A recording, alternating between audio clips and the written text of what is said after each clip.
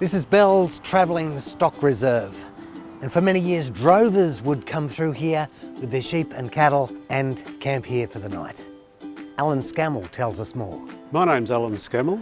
I'm a local resident and I've recently retired from 33 years service as a ranger with the then Pastures Protection Board, which later became the Livestock Health and Pest Authority, and since became, through another amalgamation with the Catchment Management Authorities, since now is now known as the Local Land Services.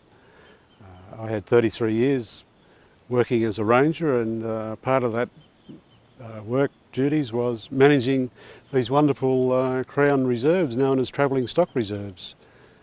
This particular one here, Bell's Reserve, was gazetted as a travelling stock reserve around 1920.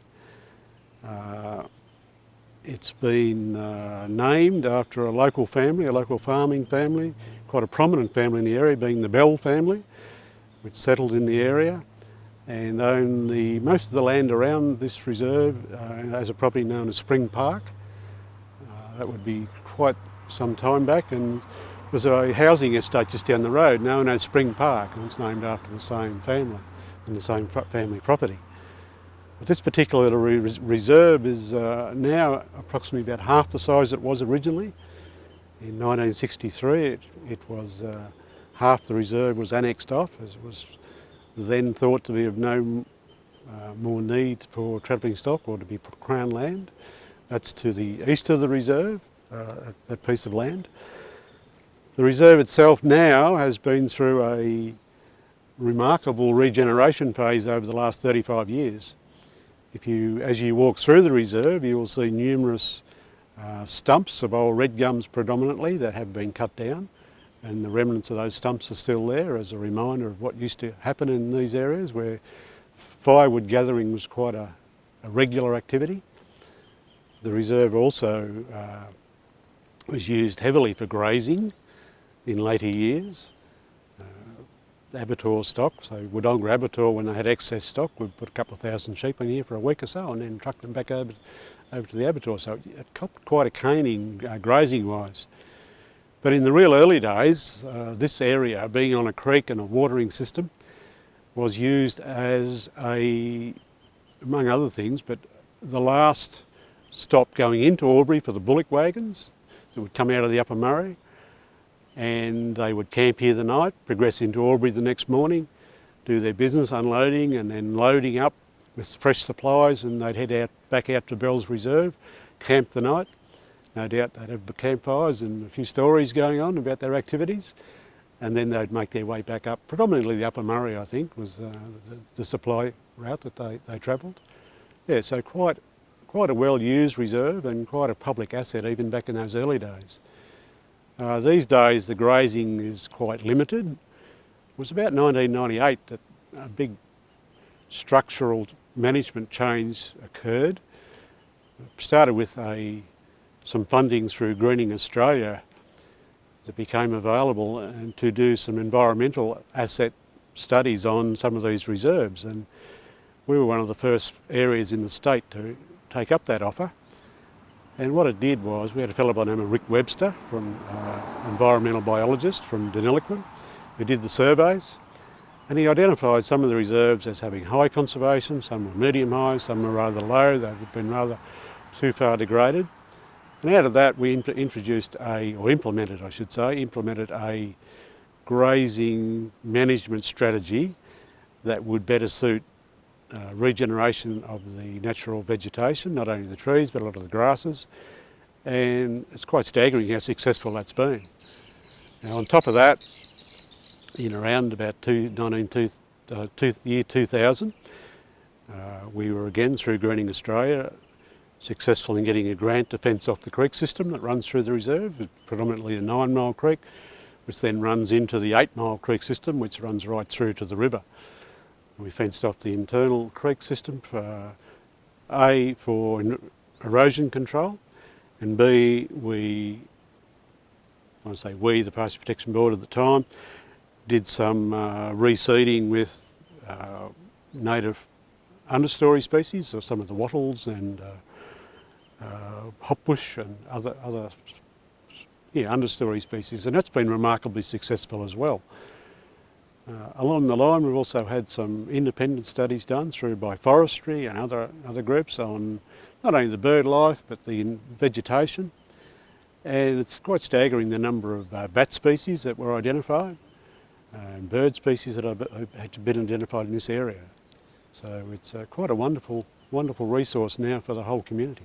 New South Wales has a wonderful system of travelling stock reserves, or travelling stock routes, and some of them are actually say a kilometre wide, and they run alongside the highway or the roadsides. If you travel further west out into the more rural areas, you'll still see those. You'll wonder where the boundary fence is. There'll be a boundary fence, but it's about a kilometre in, or 3/4 of a kilometre in, and all that land in between the roadside and that's the travelling stock reserve. And about every 10 kilometres there'll be a camping area where the stock can be locked up for the night. And that's all of New South Wales except the Western District, which is the far west, still has that same system in place. And fortunately for New South Wales, that system of Crown land reservation is now a wonderful resource for wildlife and conservation. It also gives us a peek into what the landscape may have looked like pre-European, although this is not pristine. We've got all the post-European weed problems and everything else, but it gives us a peek into what you may have expected the local vegetation to look like. This one particularly is red gum and yellow box with even some red box trees, and there's kangaroo grass and a lot of other native grasses. But further west you'll go into white box woodlands. One out at Bone is a white box woodland. So they give you a snapshot of what the landscape looked like pre-European, pre-farming. Yeah. Well, I grew up at Lavington, but my father and his family, and my mother as well, grew up in the Thurgoona area, went to the St John's orphanage school. It wasn't only an orphanage, but also served as a school for the local district. My father played cricket at Thurgoona, and I remember as a youngster going to those cricket matches down where the local football oval is now. Days were much simpler in those days. There were no mobile phones and certainly no televisions, and actually most houses didn't have a phone. Most areas had a phone box on the corner which the people used as their local phone box. So things have changed dramatically. Cars, some people had a car, a lot of people didn't have cars. Milk deliveries were still done by horse and drivers, as was bread. And we had the Rawleys salesperson used to come once a month in a station wagon up to the farm up in Chant Street, and he'd open up the back of his car and he'd have all sorts of medicines and creams for everybody else, and see you in a month's time, and stock up. Yeah, so things were a whole lot different in those days, and people were more isolated. Like to travel out to this reserve, which is 10 kilometres out of Albury, back in the 1950s it was quite a trip. It's quite simply named because it's 10 chains wide. In the old measurement system, 10 chains is around about 220 metres, I think, in today's measurements.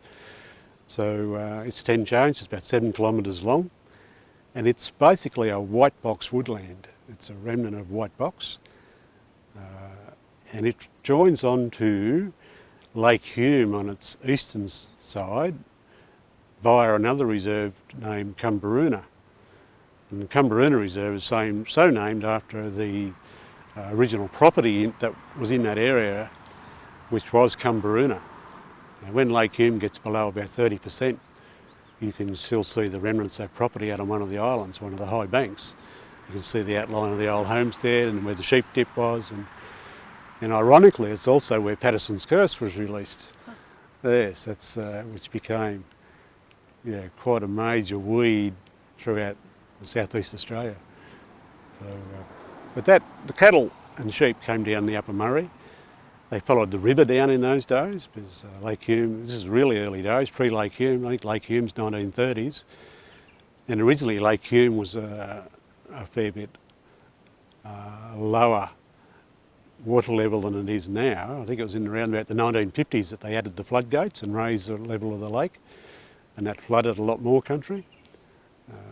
So that cut out all that stock walking down, following the path of the river. Yeah, so that's been some significant changes there over, I suppose, a lifetime and a half, yes. Well, apparently the original story, and I'm not 100% sure of this, but the original story goes that Mrs. Patterson from that Cumberuna property bought it out as a garden plant. And yeah, it was very successful, very pretty, and soon took over the whole district. Fortunately now we have biological control agents, and there's about 9 or 10 of them been released over the last 30 odd years. First one was a little plume moth. It was fairly successful, but it goes dormant in the wintertime.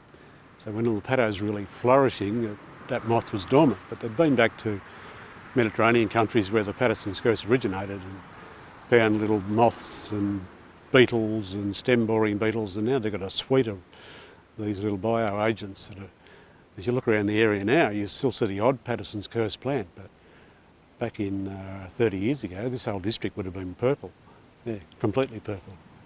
So they've been rather successful. So what was an escapee has been contained. We have a weed called St. John's wort, which you'll see on this reserve, and I've just noticed that it has been sprayed. It's a yellow flowering weed, toxic to stock.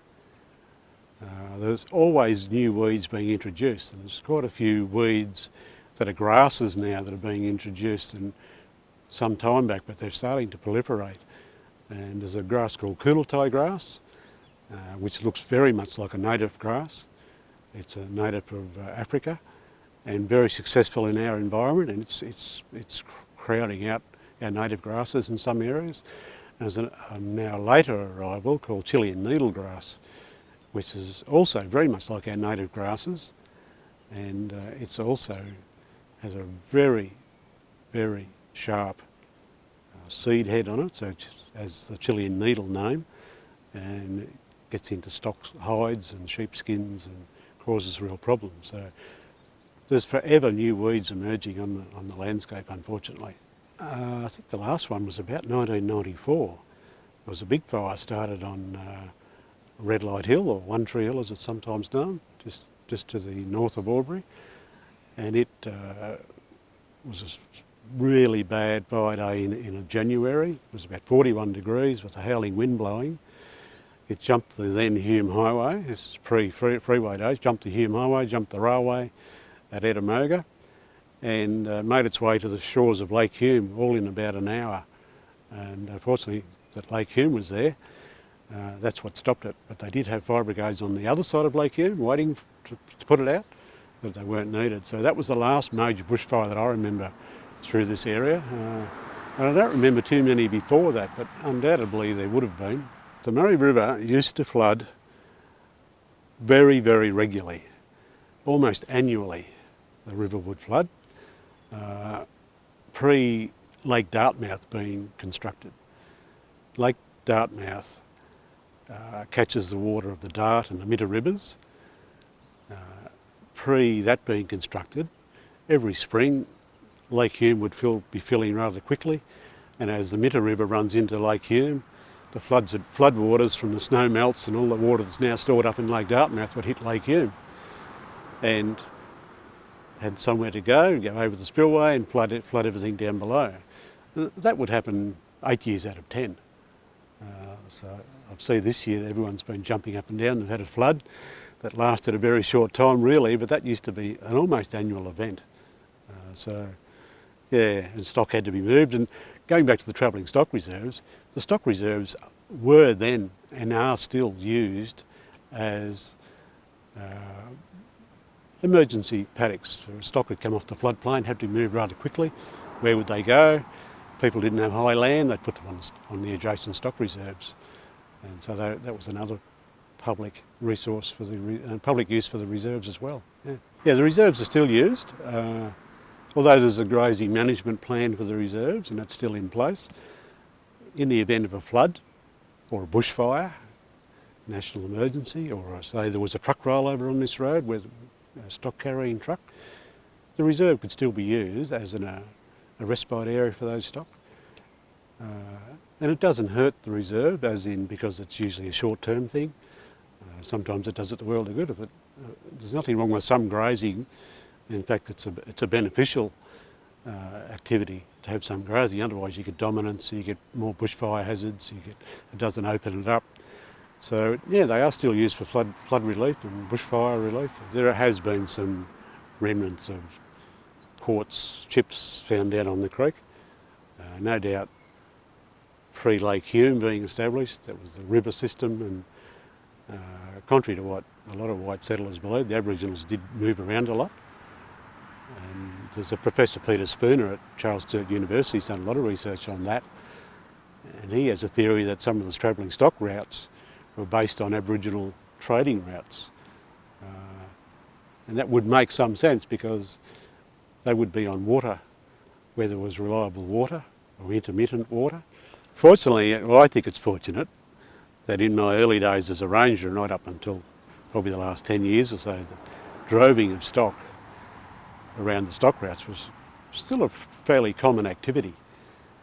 And I always enjoyed going out late of an afternoon, and I knew the drover would have his camp set up and be on the reserve, and quite often it was cooler weather, they'd have their campfire going and the billy on, so I'd sit down and have a chat like we are about their day's activities, and you'd always catch up on what every other drover for another 100 kilometres around. They seem to have this network of information sharing. They seem to have known, and people would drop them in newspapers, and they'd catch up on a bit of local news, but they always knew where the other drovers were. It was quite amazing.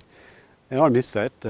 Some of the prominent drovers in my time was a fellow by the name of Allan Pascoe from Holbrook, who was quite a character, and the Kernighan family, Pat Kernighan originally, and his son Kevin Kernighan, who's an uncle of our famous singer. He drove around the district for, well, I think he may still be droving out in the western areas, but as motor vehicles and trucks have got bigger, and in the more closer settled areas, closer to the major regional centres, droving's become a pretty hazardous thing to do. Because dogs get run over and everyone's in a hurry, so it's died out. But out in the further western areas, but it's still quite common. Yeah, no, I thought it was great having those drovers and getting to know them. And yeah, really interesting and enjoyable part of my work. The tend shown to be on the edge of where the wild dog problem. Now, going back 35 years when I first became a ranger, there were no wild dogs in that area. There were no feral pigs in that area. But over the last 15 years in particular, the pigs and the wild dogs have become a big problem.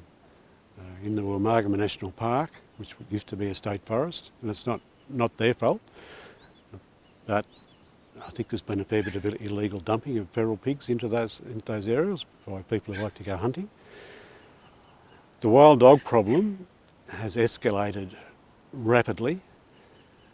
I think from a point where we had dingoes, and I know this is quite a controversial area, where we had the purebred dingo, and the dingoes were pretty set populations of dogs, of the native dog.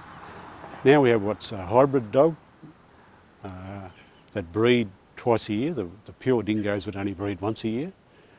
The hybrid dogs we have now, which we call the wild dog, breed twice a year, have bigger litters, don't have such structured communal groups, whereas most animals have an alpha male and an alpha female, and they'll be the ones that breed, and subordinates don't breed. And I think in the new structure of these wild dogs, they all breed, and they all breed twice a year, so the numbers have just escalated to a point now they're just encroaching further and further and further into more agricultural country. Yeah, real problem.